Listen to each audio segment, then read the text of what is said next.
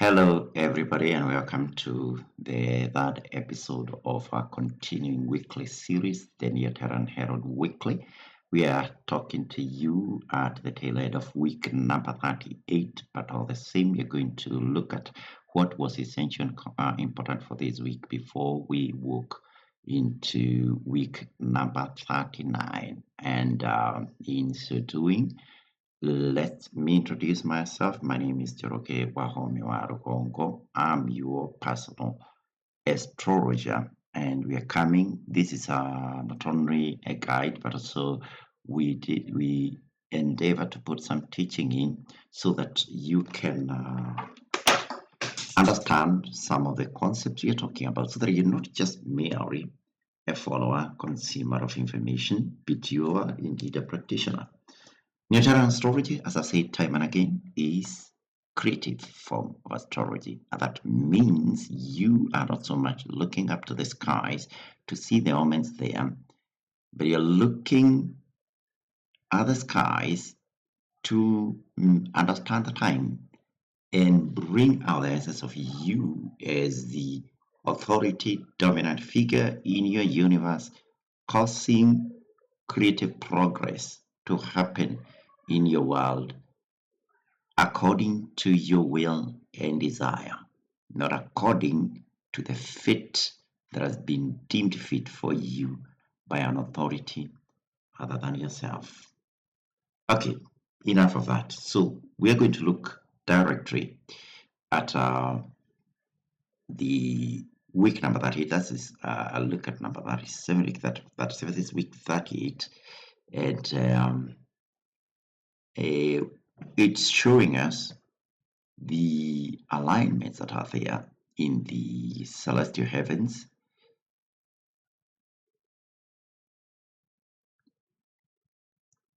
And these been outlined, lined out in a table format. This is all the essential information according to Neoteran astrology that is a pointer to your creative authority over the course of this week. We take the most central point because the heavens are ever changing. So we take the most central point of the week, the middle of the week at sunrise on Wednesday. And I'll not go into a lot of these details here. When it becomes necessary, becoming referencing there, because everything that we talk about is drawn from this table. All the other graphics we talk about, all the summaries that we will derive, we've derived it from this table of Neoteran astrology alignments. But I would like to mention just one small thing before we move ahead. It's important because, as I said, all our knowledge is built up from certain principles. And if you listen to the first episode that we covered here, I delved a lot into discussing about transits. But in discussing transits, I talked about two essential cycles. And these cycles are what we call the planetary cycle and the diurnal cycle. And this table captures that, the information about the planetary cycle. So what we call here celestial alignments. Another way of understanding them, understanding that concept is talking about it, is thinking about it as the planetary alignments. So this data deal with what is essential from the planetary cycle perspective of astrological understandings. And then when you talk about, sorry for that, when you talk about terrestrial alignments here, allow me some time using a very fiddly sort of gadget, but when you talk about them, terrestrial alignments, we are talking of alignments that have to do with the diurnal cycle. The diurnal cycle is very, very personal. It is specific to individual moments in time, in individual places. In essence, wherever you are slightly different. Diurnal alignments to the next person, just what matters where the next person is. If they're very close, you're almost identical. If they're farther apart, like into tens and hundreds of kilometers, very, very significant differences between your terrestrial alignment. But at that single time, all of you will have the same celestial alignments, no matter how far apart you are. Okay, so I'll come back to this. Now there's an essential component here, the equatorial declination. There's this column that is neither blue nor brown. Now that is the component, or those are the coordinates, particular coordinates that unite both terrestrial and the celestial, the planetary and the diurnal. And that means that you think about a planet in the sense of its the progress of its diurnal cycle, its equatorial declination will be the very same one as if you're talking about the Neoteran, the celestial cycle. You can add Neoteran if you like. And this gives us even greater insights. It tells us how much essential. By the way, what I mean by this is because there's a terrestrial equator and there's a celestial equator, but they're very same. But the equator, the line, I'm not defining an equator because you understand the equator, all of us have done at least elementary geography. And in the same sense, those lines, these lines of latitude that we draw on the globe of the Earth or the spread of the map of the Earth have similar implications, and actually they are drawn from understanding of the heavens. And the equator becomes of very primary importance. We'll talk about it later. Maybe in another episode, but maybe likely within another context, another discussion. Therefore, I want us now to move to the planetary alignments for week number 38. And we'll first of all begin by looking at the major planetary, or the major planets. The major planets, there are the 7 of them. Namely here, according to the legend here, the Sun, the Moon, planet Mars, planet Mercury, planet Jupiter, planet Venus, planet Saturn.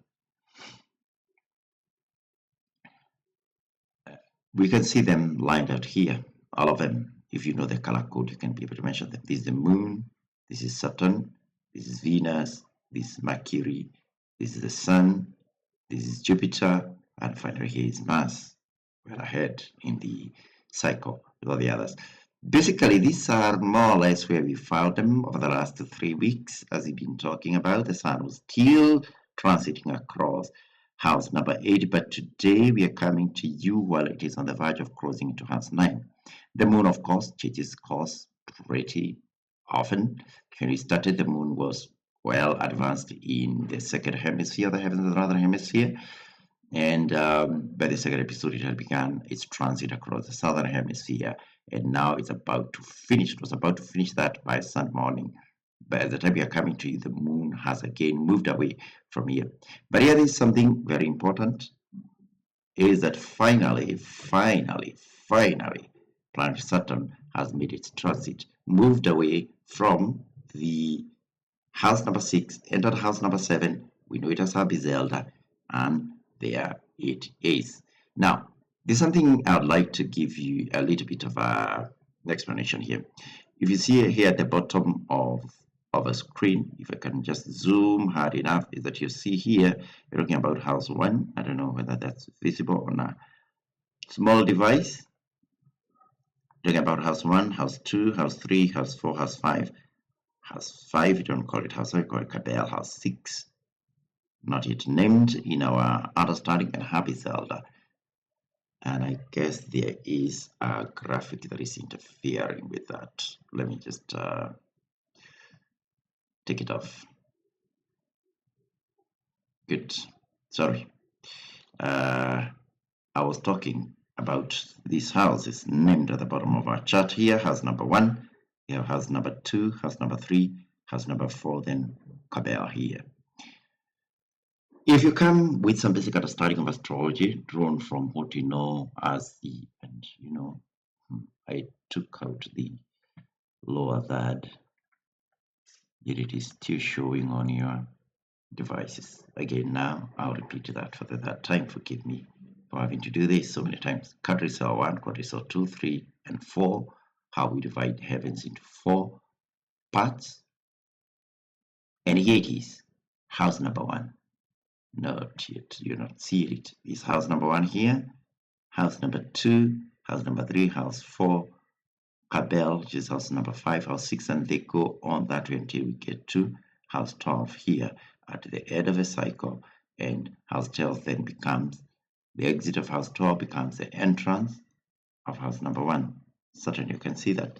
Now what I wanted to say is you're coming to us from a bit of an understanding of what we call tropical astrology.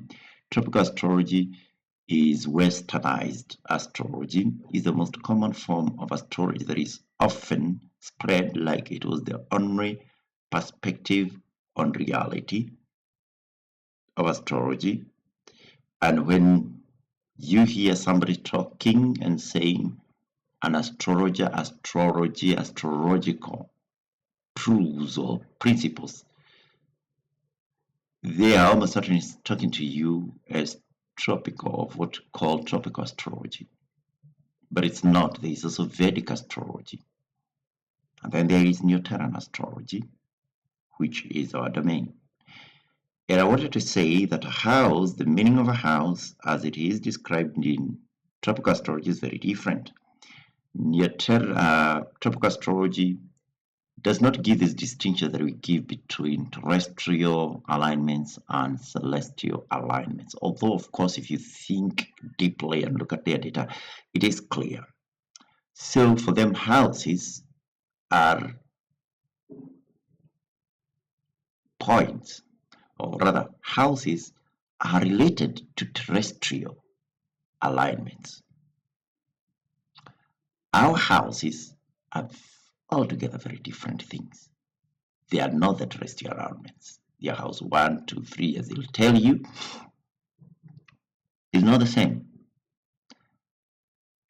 We do have terrestrial houses that are equivalent to them, to their house systems, but they serve a very different purpose, as you're going to see.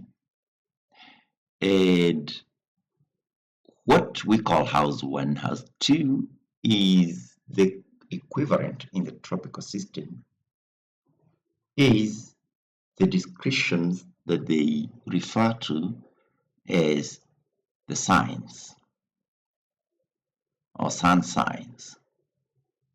So you'll find like what we call house 1 in this will be to many people Libra.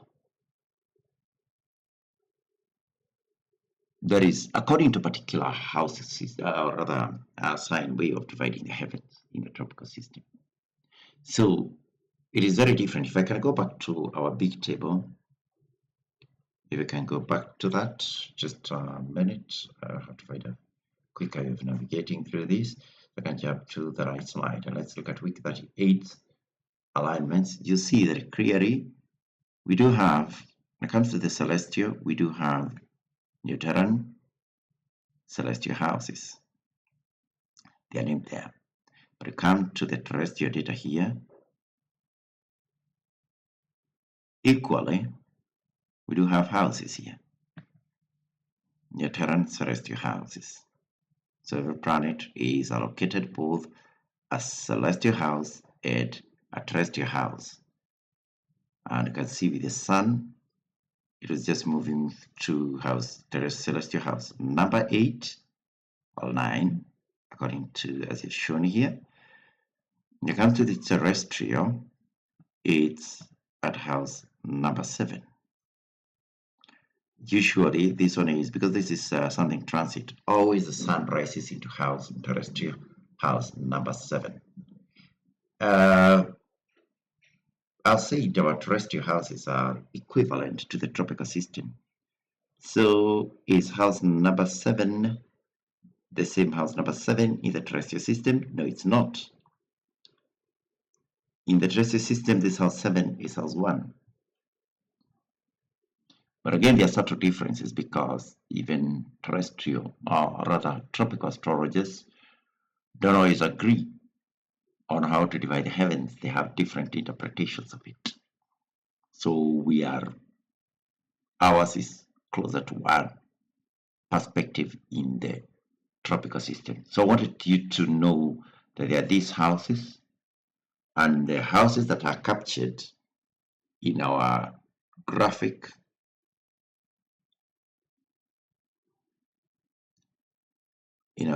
here. Let me just get back to 9. That is, these houses here are the celestial houses, not the terrestrial ones. Okay, that is out of the way. Last week we were meeting Mercury right here as it was crossing this division between Habizal and Hazit. It's moved very considerably, coming very, very close to the sun, as you can see. I don't want to go back to that graphic again unless it's completely necessary. And that is the major transits that are happening there. Let's go to the minor planets for this week. I'll not go into how the planets were last week because you've seen them, but I'll just to touch that when I come here. This is week 38 with the minor planets. And if I go to week 37, look carefully at the graphic, that you see very few changes. Week 38, week 37, week 38, week 37. So the main body that has moved is this planet. Not really a planet as such. It is the anti-solar point, which I've explained before. Very important, very center of the rainbow. Reason I think to either episode 2 I explained that, or episode 3. And then here we see another planet that has made a bit of what this is, week 37. You go to week 38, you see Ceres has moved. When it comes to minor planets and minor planetary celestial points, is that you see there are three that are likely to change from week to week. We can have discernible changes there. And the first one that changes most often, most noticeably, is the anti-solar point. That one, if you stay along a week, you'll definitely be able to tell the changes. The second most transient one is Vesta here.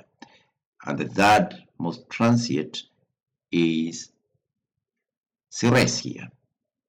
Okay, these three can change, but you can ask me a question. If I move to week 37 and I'll look at, if we stay on planet Vesta there, we're in week 37, let's go to week 38, no change at all. And I've just said it's the second most transient of the three. The reason why Vesta doesn't change is because it's in retrograde. It is moving backwards in the celestial, and it's coming to a place where it's coming to a standstill. Therefore, observing it over a single week in its at the tail end of its retrograde motion, you won't be able to discern much difference in its motion. That's the reason why. And let us now move on. So that's the essential point I wanted to speak about. And that has to do with the minor plan. So now what we'll go is just take a little bit of a study into the highlights of this week. Now, there's one major highlight for this week. And that is Saturn planet. Saturn, the seventh of the 7 major planets, is that it makes the first one of 3 planetary transits across the cusp of Neoteran celestial half 6 and Habizelda in the Neoteran year 005. That happens this week, a week that's coming to an end. And one thing to understand is that this is what we call, it's a prograde planetary transit. So that's the first one of the 3. The second one will not be prograde because it will be retrograde. Prograde just means it is moving from house 6 to 7. 6 to 7 is the normal way of counting and progress of time. But after a few months, it will move back to house number 6. And then shortly, it will do again the progress transit and move into house number 7 for the final time in this generation. It will take another nearly about 30 years for this to happen again, for these kinds of transits to happen again. Very special, very significant. Now, we have talked about, as I said in episode 1, we talked about gateway transits, creative gateway transits. And this is a creative gateway transit. And that is moving in one of the 4 significant points in the celestial heavens. Go back to episode 1 if you want to understand a little bit more about creative gateway transits. Now, let's get another important alignment for this week is that there's a conjunction that started on Sunday, 13th of the 9th month, and that was Uranus and Saturn came together into conjunction. That happened in house 8 under the celestial host, the Behemoth. And this is something that we've, of course, been talking about since episode 1. And they are the multi-planetary conjunction at the cusp of Neoteran celestial house 6 and Habis Elder. And again, if you see, we are talking about a lot of things happening between house 6 and Habis Elder. Want to know more? Right now there are 4. At the beginning there were 5. Venus was there, but now has moved away.